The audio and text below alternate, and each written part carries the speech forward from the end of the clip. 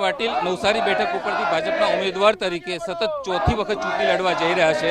આજે તેઓ ઉમેદવારી પત્ર ભરશે તે પૂર્વે સુરત અને નવસારીના જે ભાજપના કાર્યકરો છે તેમાં જબરજસ્ત ઉત્સાહનો માહોલ છે। અત્યારે આપ જોઈ રહ્યા છો કે ખજોદ ચોકડી ખાતે જે ભાજપના કાર્યકરો છે મોટી સંખ્યામાં એકત્ર થયા છે અને અહીંથી તેઓ નવસારી ખાતે જે રેલીનું આયોજન કરવામાં આવેલું છે તેમાં તેઓ સાથે જશે। આપણે કેટલાક કાર્યકરો સાથે વાત કરીશું।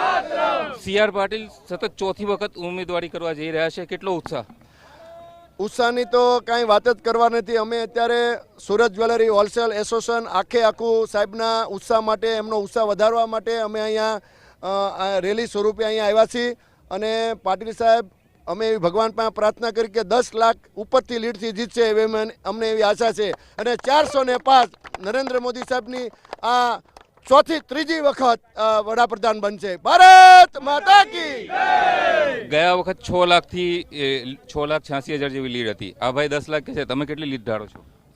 લીડ માટે તો હું એવું કહીશ કે આ એક ઐતિહાસિક લીડ હશે અને જે આપણા યશસ્વી વડાપ્રધાન જે નરેન્દ્ર મોદી સાહેબનું જે વિકસિત ભારતનું જે સપનું છે એ સ્વપ્નને સાકાર કરવા માટે આ જે સી.આર. પાટીલ સાહેબ એક સૈનિક તરીકે જે એમની સાથે ખંભો મિલાવીને કામ કરે છે અને ગુજરાત રાજ્યના એને અધ્યક્ષ બનાવ્યા છે અને નવસારીના સાંસદ છે, તો એમને અમે ખૂબ જ બહુમતીથી જીતાડવા માટે કટિબદ્ધ છીએ અને તન મન ધનથી અમે સંપૂર્ણ વરાછા કતારગામ જ્વેલર્સ એસોસિએશન અને સુરત જ્વેલરી હોલસેલ એસોસિએશન સાહેબની સાથે છે। શું તૈયારીઓ છે સી.આર. પાટીલને જીતાડવા માટેની? સી.આર. પાટીલને જીતાડવા માટેની અમે બધા કાર્યકર્તાઓ ખૂબ જ ઉત્સાહમાં છીએ અને સાહેબ જીતે એના માટે અમારે ખૂબ ખૂબ શુભેચ્છાઓ છે સાહેબને। હવે શું આશા છે, કયા પ્રકારના વિકાસ કાર્યો કરવા જોઈએ? સી.આર. પાટીલે આ 3 ટર્મ સુધી તો ઘણું બધું કર્યું છે। જે અત્યારે વિકાસો જે મોદી સાહેબને જે ગેરંટીઓ છે એ બધા જ વિકાસો 100% થશે એવી અમને બી ખાતરી છે, બધી જનતાને ખાતરી છે અને મોદી સાહેબ આ બધા જ વિકાસોના કાર્યો કરશે જ એવી અમને ખાતરી સાથે છે।